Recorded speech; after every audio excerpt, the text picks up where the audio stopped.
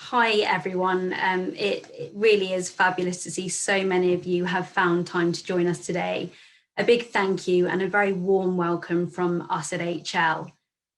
So today we are talking about financial well-being. And what we know is that a lot of companies are fully on board with the importance of financial well-being. Of course, lots of households are more stressed than ever during this lockdown. And money worries can really feed into that and be a downer on mental well-being. So whilst the importance is clear, I think the really tricky bit can be how to go about implementing a solution that's really going to make a difference to employees. So today's session is all about helping you get to the bottom of how to get going and to share with you how we might be able to help. And we'd love to hear from you as we go along today. So to help keep things simple, if I could just ask you to submit questions via the Q&A button just at the bottom of your screen there. We'll keep an eye on the questions coming in and we'd like to answer as many of those as possible during the live Q&A at the end of the session.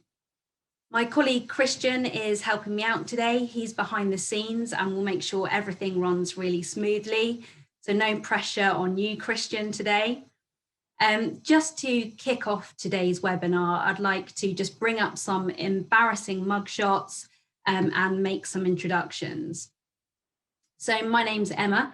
I'm part of the team at HL Workplace, and my job is simply to chat to our fabulous panel of experts. And our first panelist today is Alistair. Alistair has loads of experience working with our clients at HL, and he's going to be sharing his top tips on financial well-being. So delighted you're with us. Hi, Alistair. Hi there, Emma. Hi. Glad to be here. Your internet's holding up well, which is a really so far so good today. Next, we have Richard Turner. Richard is going to be chatting to us about the financial well-being at work service. Afternoon, Richard. Are you on mute? Are you there? I'm getting nervous. Yeah, good shout. I was on mute. Hello. Hi, Richard. Good to have you there. And I also welcome Claire from our financial wellbeing specialist. She's one of the team on the ground delivering financial education to employees week in, week out. Claire, are you there? Hi. I am. Good afternoon.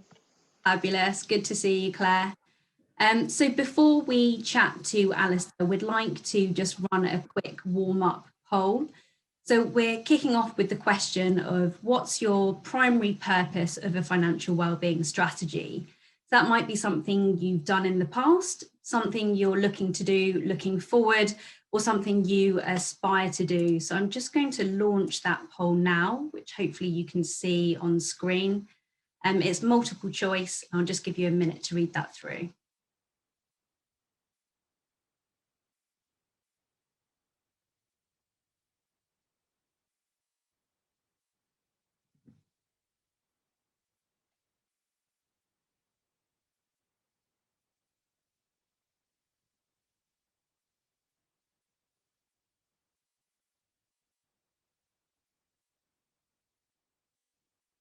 Fab, I can see lots of you have voted. Just give it a little bit longer.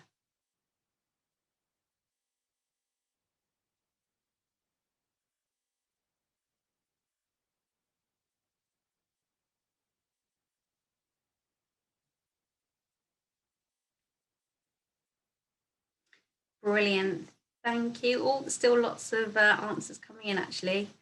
I think that's just about everyone. So I'm just going to share the results with you on screen. So interestingly, a really mixed agenda there. A lot of you have more than one thing that you'd like to achieve from a financial wellbeing program, which is really good to see. I think reducing financial stress in the workplace is a really important one, and promoting wider company benefits that perhaps link to financial well-being. So thanks everyone for participating. Just close that down. And now, Alistair, if it's okay, I'm just going to come over to you to talk a bit further. So Alistair, you help lots of companies with their financial wellbeing strategy. Are you finding that clients are talking about financial wellbeing more so now than ever before? Yeah, hi there, Emma. Yes, I would say absolutely. Clients, certainly my clients, are talking a lot more about financial well-being. And it's interesting because I've been talking to my clients about this sort of subject for many years, but certainly the pandemic has accelerated, those sort of discussions much, much more, and particularly around the area of sort of financial resilience. And I think what's interesting, what I would glean from those conversations is that, lots of companies they feel quite confident around talking about physical and mental well-being. So actually keeping people safe in the building and mental well-being, there seems to be loads of resources around those areas. But when it comes to financial well-being, despite the fact that there is, the employees have a big concern, they feel they have a duty to address this, they don't really know where to turn. So what they end up doing is just really signposting their existing benefits, or perhaps even their employee assistance program, or EAP. Absolutely, I completely agree. I think financial wellbeing can often be perhaps the missing piece of the overall wellbeing puzzle. So just thinking about that, it can be difficult to even put your finger on it or define. How would you define financial wellbeing? It's a funny one. It's a bit like employee engagement, isn't it? We all think we know exactly what it means. It's actually pretty hard to define and even harder to measure. So I think for me, financial well-being is about trying to enable employees to take back control of sort of those areas of, say, personal finance where they often feel out of control, because that's where people feel, that's where the financial stress comes in, when you feel out of control. It's certainly about enhancing understanding and knowledge, and demystifying all that terrible jargon that goes alongside financial products. And then it's about giving people both the confidence and the motivation to manage money well. You've got to have a reason why you need that product, or you need to understand it. So you've got to give them the motivation. I think where it's actually delivered really well, what you find is that employees tend to avoid over indebtedness. It reduces financial stress, and you begin to see employees kind of using financial products in a more appropriate way. And so that leads to, hopefully, less stressful, happier, more productive employees. And that's got to be good from an HR perspective. Yeah, absolutely. I think empowering people to take control of their money is so important, but perhaps you'll agree with me, Alistair, that sometimes that can just feel easier said than done. So in your experience, what's the biggest challenge to embedding financial well-being? Gosh, well, I'm not going to lie. I mean, it's a big challenge, and it's such a broad topic as well. But I think for me, the biggest challenge is probably around actually changing the culture. In the UK, we are not that comfortable talking about money. We've never really been taught how to handle money. I've certainly never been sort of taught formally how to actually manage my finances. And yet, there's this kind of expectation that as soon as you become an adult, you should just know this stuff. You're an adult now. The reality is, for many people, and I put myself in this basket, is that you pick up bad habits along the way, and many of those habits actually are never addressed. And so you find yourself, even as an adult, you're still tempted by unnecessary purchases, or you buy stuff when you just simply can't afford it. And so I think that's the kind of the reality of where we are. We don't like talking about money. We don't really understand it very well. We're susceptible to poor decision making. So that's the kind of that's the challenge. But I think what's really, really exciting right now is that there is definitely a shift happening, and I think workplaces are at the center of this. I was reading a research paper recently where there was a poll, and it basically said that there is a really broad consensus among HR professionals, about 88%, who feel that it's their responsibility to address financial well-being and provide that support. And you've got round about the same proportion of employees saying that they are looking to support, they are willing to accept support from their employer. So I think employers right now are kind of uniquely positioned. If you think about all of life stages that we go through, from starting work to changing a job, becoming parents for the first time, second time, third time, whatever, sending kids to uni, and even that kind of gradual phase into retirement. All these events happen while you are in the workplace. So it feels like, we're all set to change the culture. It just needs employers to get on and actually deliver this stuff. Absolutely. Alistair, you saying buying things that you don't absolutely need just landed with me quite, and I'm sure I'm not alone there. So I guess we need to think about overcoming these challenges. Certainly that's something we need to think about. But with that in mind, what are your top tips to help companies get started on this journey? Okay, so sort of five areas I think would be good to sort of start out with is number one is you've got to start with your employees. You need to find out and understand what are the issues that are sort of keeping them up at night. So don't assume you know what they are, and certainly don't use financial education as an opportunity to kind of showcase your own existing benefits. You need to address concerns. And I think the good thing is where you do that, you tend to get a much higher level of participation in whatever you're doing. You get a higher level of engagement. So that's the first thing. Start with your employees. And there's loads of ways you can get that information, from online surveys or leaflet drops or whatever it might be. Number two, think about actually who's going to deliver this sort of education piece. Are you going to do it in-house, or are you actually going to work or partner with an external provider? And I think if you are going to do that in-house, that's absolutely fine. You can do that. So just look at actually what resources you've already got access to, and work out what gaps you've got. And if you've got some gaps, you can go and speak to your existing providers or advisor, and you'll find that actually they have loads of tools or resources that you can use as well. And I think where there are some further gaps, there's loads of resources online, from tools and videos, various calculators. There's the money and pension service, and even PensionWise as well. So that's second. The third thing, I always say to my clients, start with the end in mind. And what I mean by that is you need to understand what action do you want people to take having heard your message. And then you need to think about removing every single barrier to action. It's not good enough just to impart information. It's about behavioral change. So if you're talking to people, for example, about budgeting, you need to give people a link to a budgeting tool. If you're going to talk to people about starting a savings habit, you need to direct them to actually where they can, start, savings directly into a savings plan. And ideally that should be via payroll.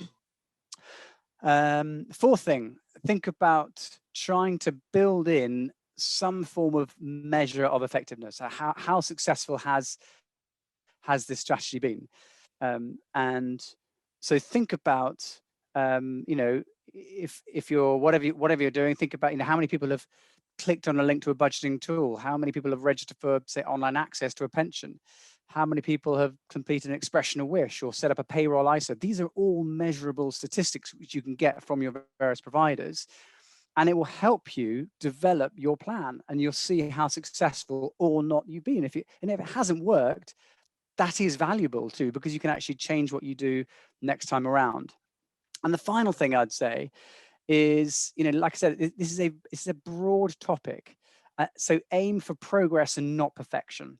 Financial wellness, it's a long-term journey. It's all about this kind of marginal gains, those seemingly sort of insignificant behavioral changes, which actually over the longer term have a massive impact. So if you can just, for example, eke out an extra couple of % return on your investments, that's going to have a massive impact. And I think what you'll find actually, the more the HR teams are sort of commit to this and deliver financial wellness, the more refined it becomes and the more effective it becomes. And that in turn leads to happier, more engaged and more productive employees. Absolutely. Thanks, Alistair. I completely agree that it's progress rather than perfection. Thanks ever so much for joining us. Do stay with us, because I think there'll be lots of questions for you at the end of the session. Those insights have been really, really useful. And I think, Alistair, having heard your tips, it would now be good to turn to you, Richard, to perhaps just shed light on how you put all of those tips into practice. So before we dive in, Richard, and you talk us through financial wellbeing at work, it would be great just to share a little bit of context with our audience today.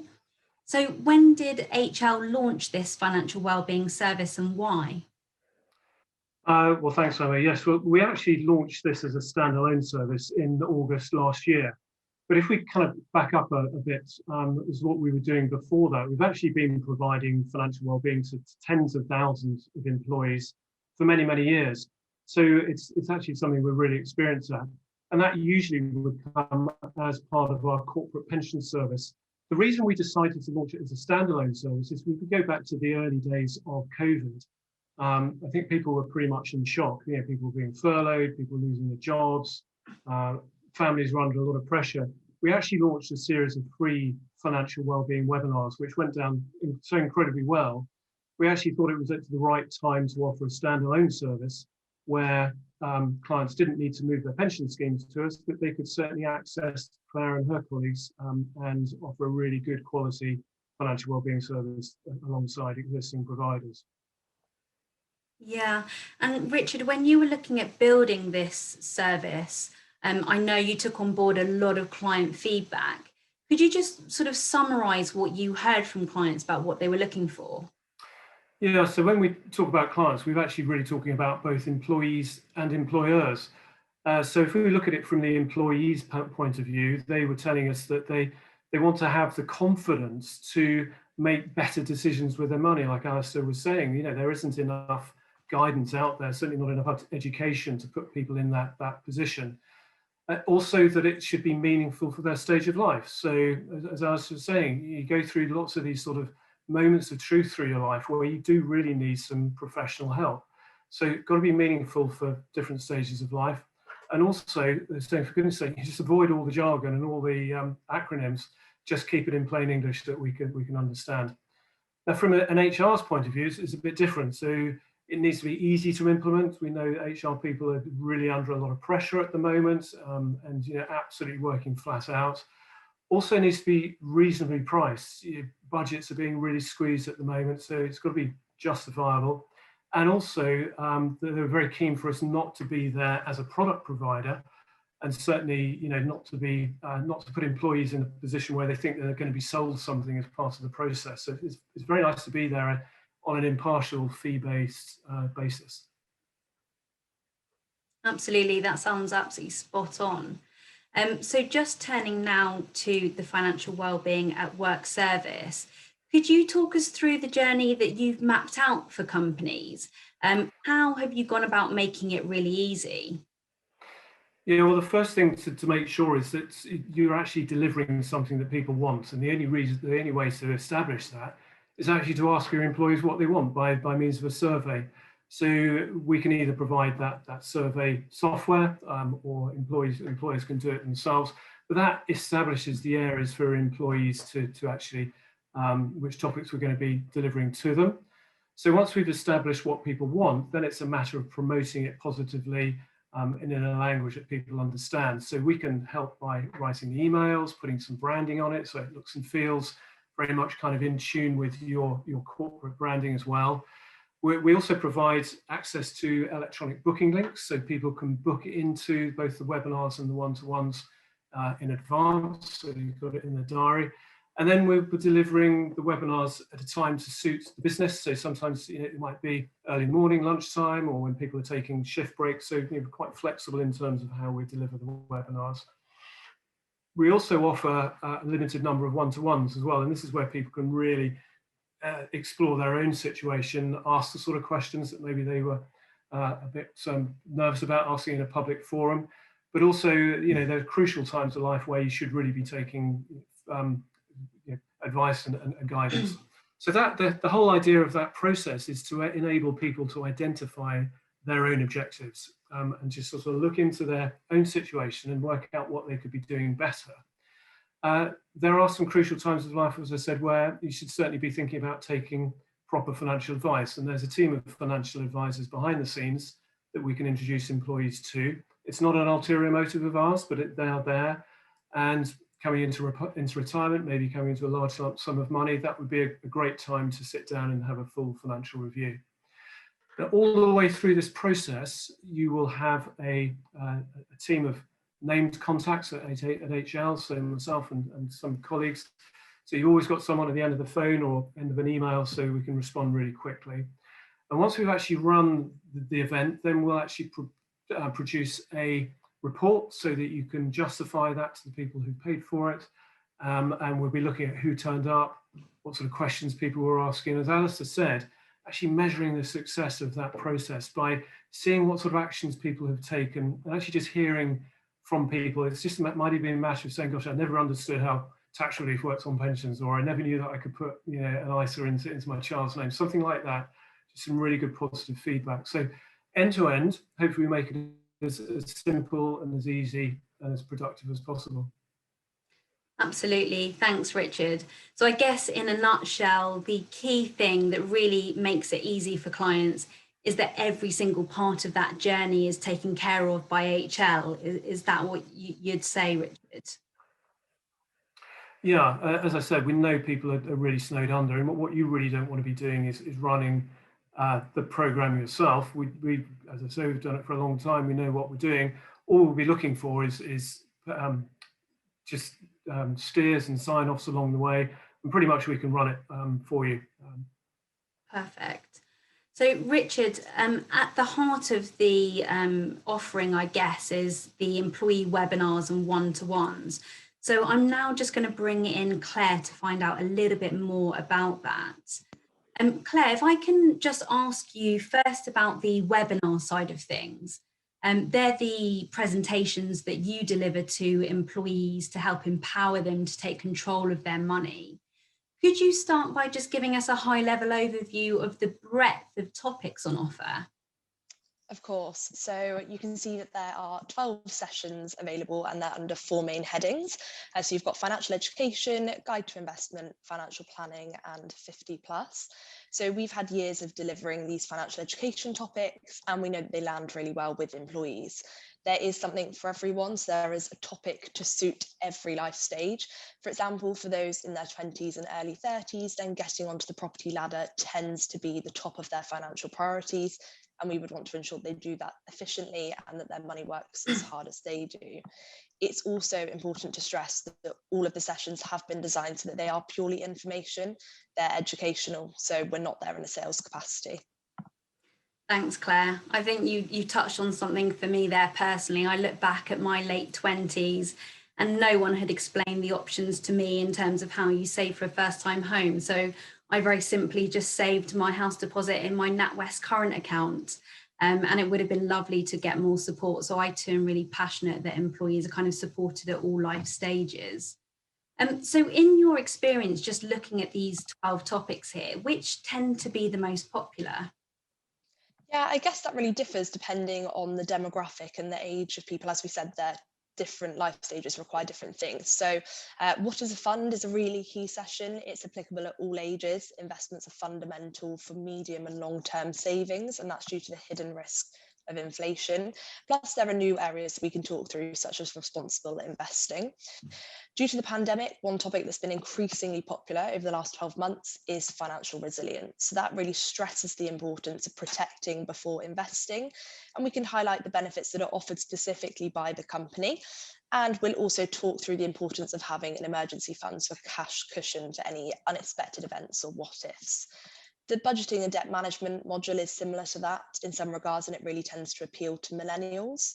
And then the 50+ category is unsurprisingly popular. We tend to find that people of that age are much more engaged naturally. But these modules will evolve and they'll change dependent on what's topical in the industry. For example, next month is International Women's Day, and as a result, we'll be highlighting and releasing content across various media, such as the gender pension gap session. And our intention is to really highlight any financial obstacles that women might face, typically throughout their lifetimes. And that's just because being forewarned is being forearmed when it comes to achieving financial equality. That's such a good point, Claire. And I think what you've just said there really highlights the variety of different needs within one workplace. On the one-to-one side of things, Claire, I know clients believe that to be one of the most valuable parts of our service, and they tend to be really popular. So I wondered whether you could give us a sense of what's on employees' minds. And what I mean by that is, what do you typically get asked in those one-to-one meetings? Okay, honestly, the one-to-one meetings can really vary, and that's because ultimately we want to ensure that that individual gets what they want from the meeting. So for high earners, that will often be discussing tax efficiency, complex rules such as the tapered annual allowance, which restricts how much they can pay into a pension. For others, it will be discussing the cost of uplifting their pension contribution, so what they might actually miss from their take-home pay. Others, it will be looking at a projection, what their pot might be worth at a desirable retirement age. But often as well, we'll take the time to really explore what we mean by the risk and reward relationship when it comes to investments and the power of compound growth in terms of your savings over that really long period of time. Over the last 12 months, more and more clients and employers have both wanted to discuss responsible investing. So the pandemic and climate change have really acted as catalysts. So there's been an increasing employee awareness of the fact that they can now invest and align their investments to their ethical views. That's really interesting. And Claire, the presentations and one-to-ones that you typically do, I know they've always traditionally been face-to-face in companies' offices. And I think a lot of people on the webinar might be interested to hear how we've found that transition to virtual sessions. So how's that been received? It's been a really smooth transition. So since March last year, we've been seamlessly offering the presentations and one-to-ones by Zoom. Presentations simply became webinars. The webinars do take place live, but they're also now recorded, so they can be made available for staff at a later date. And actually, we found that makes it easier and more convenient for staff to engage at a time that works for them if they can't attend at that time on the day. And that's particularly if working from home, juggling childcare, there's more flexibility for them.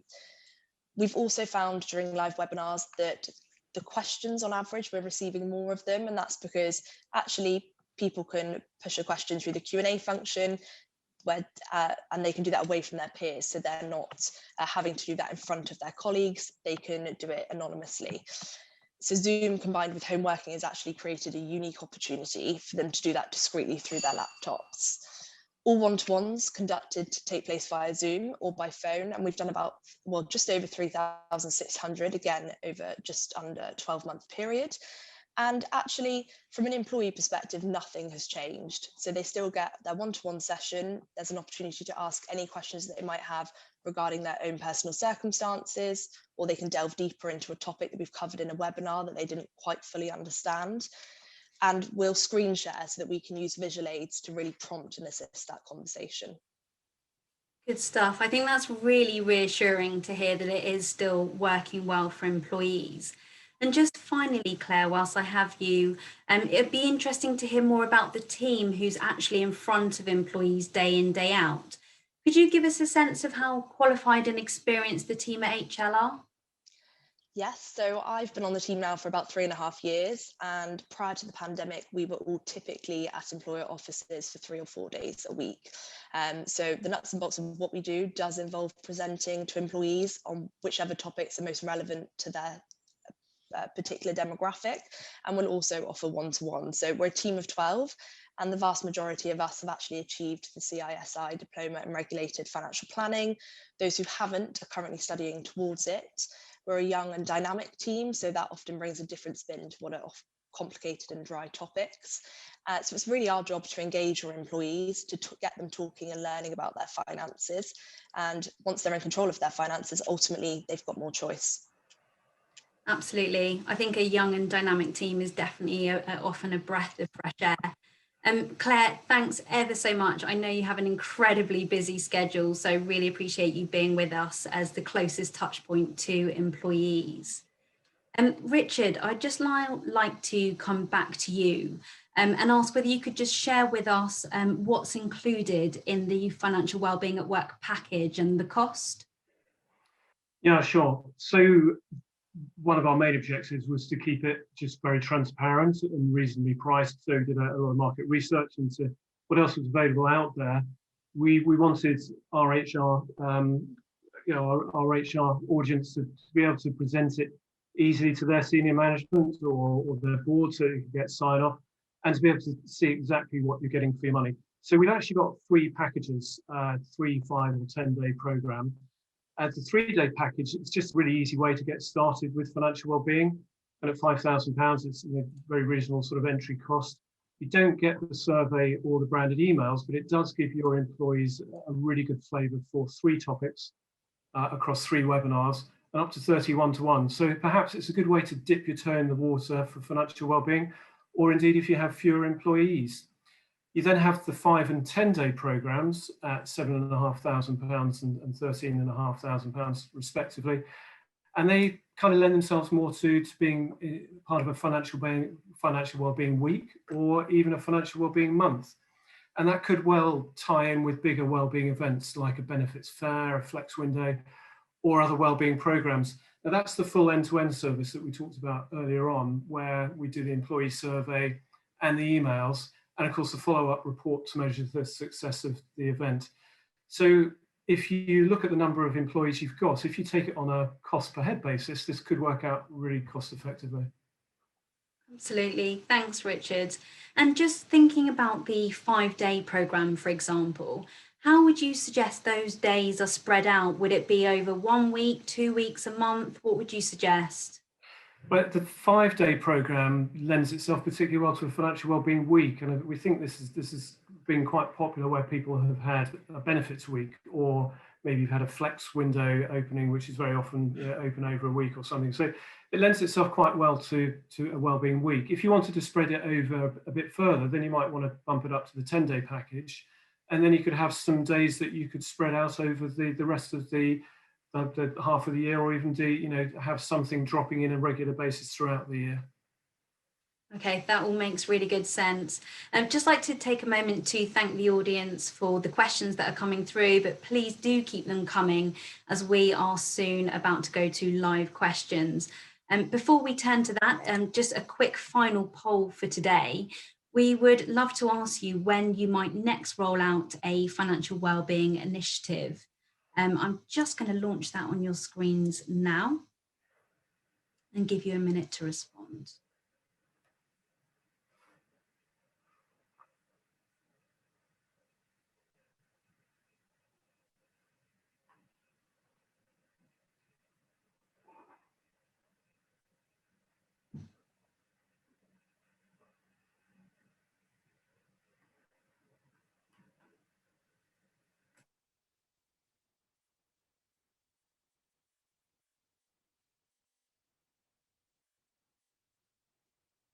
Brilliant, just a few more to go.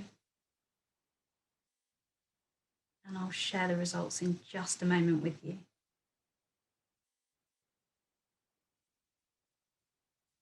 Okay, lovely. Thanks ever so much, everyone. Just sharing the results on screen now. So a lot of you are thinking about doing it later this year. Some of you super ambitious and are looking to get going ASAP around springtime, perhaps to cover off anything new for the new tax year. And some of you looking ahead early doors to next year, which is great to see. That leaves me just to close that down and to now go straight to live questions. So Alistair, I will come straight over to you if that's okay. There's one here that says, I'm keen to implement a financial wellbeing programme, but I'm having difficulty getting senior management buy-in. What would you suggest, Alistair?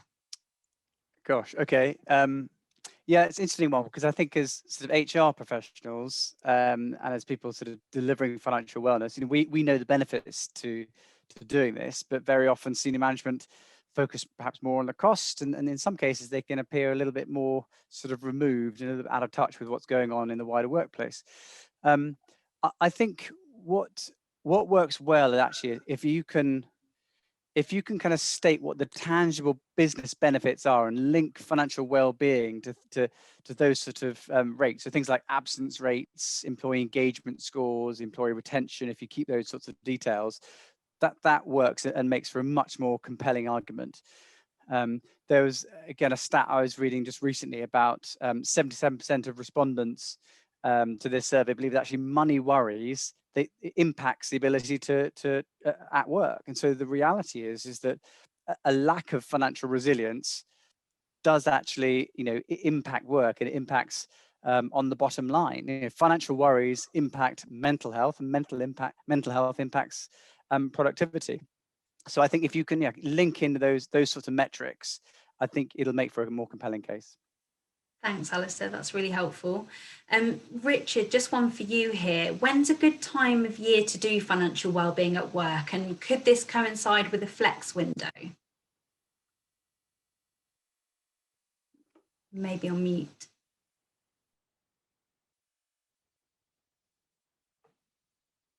Richard, are you there? We lost Richard momentarily. There we go. Sorry. Yeah. So I'll answer the second bit first. So a good time, can we do it to coincide with the flex window? Yeah, absolutely. And we would recommend that you do tie it in with something that's meaningful in your business. So that kind of answers the first bit as well. What's a good time of year? I think people think about their finances indeed around the end of the financial year, or maybe it's a salary increase or a bonus time, something like that. So a good time of year is something where it's meaningful within your business and to your employees, that they can engage with it that much better. Yeah, that makes sense, Richard. Thank you. And I think there's one here for you, Claire, or you may like to defer this to Alistair. Someone has asked, do you know of any financial wellbeing app that we would recommend to employers and their employees? I'm not personally aware of any particular app, so I wouldn't recommend any particular one. I'm sure there is an app. There is an app for everything these days, so undoubtedly there will be one. But I think there are other ways to find the information as well. Alistair pointed out that there's a lot of resources online. So you've got the Money Advice Service. You've also got PensionWise for people that want to talk about their decumulation options. For anyone over 50, they can book an appointment. You can also follow financial influencers or big brands online through their social media accounts, and they will often signpost really insightful documents. So I think that's probably a route that I would suggest, as I'm not aware of any particular app. Sure. Claire, just whilst I have you, another question that's come in for you is, would you say that clients understand the line between information and advice? How does that work? In my experience, absolutely. So it's made clear at the beginning of any one-to-one meeting. It's also signposted throughout the webinars and presentations. Clients are really understanding and appreciative of the information that we can provide. And I think many are very much aware that financial advice is complex. It can be a lengthy process. And because of that, it is often a fee-based service. Thanks, Claire, that makes sense. And Richard, one for you. I think Zoom versus Microsoft Teams is like the clash of the titans these days. Obviously, we're hosting this webinar on Zoom, but is there any hope that we'll be able to roll out this financial wellbeing at work service on Microsoft Teams? Yes, as you say, we started with Zoom, and I think there are some companies out there that feel that Teams is more secure. So we're certainly working towards introducing Teams. I've got it on my machine. I know it's being rolled out across Hargreaves Lansdown. Who knows? It might even have a tool that tells you when you're on mute. So that can certainly help me. I like that. Alistair, just one more for you here. The difference, if you don't mind explaining, between an employee assistance programme, an EAP, and a financial wellbeing at work proposition.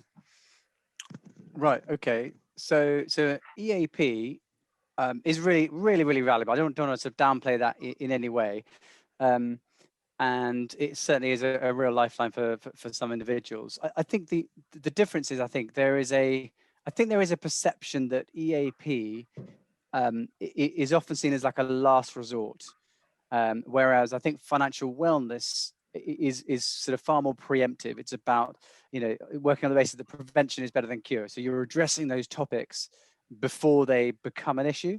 And I think you're sort of taking people on a journey, and it's not just about firefighting those immediate problem issues, which many people might have, but actually it's about building kind of long-term financial resilience and better money management. So I think that's probably the difference between the two. Absolutely. Thanks so much, Alistair. I think that's probably all we have time for, as I am mindful of time. So just, I guess, to wrap up, please do stay in touch with us. I've just read an excellent article on our HL Insights page all about financial well-being. So I thought as well worth signposting that.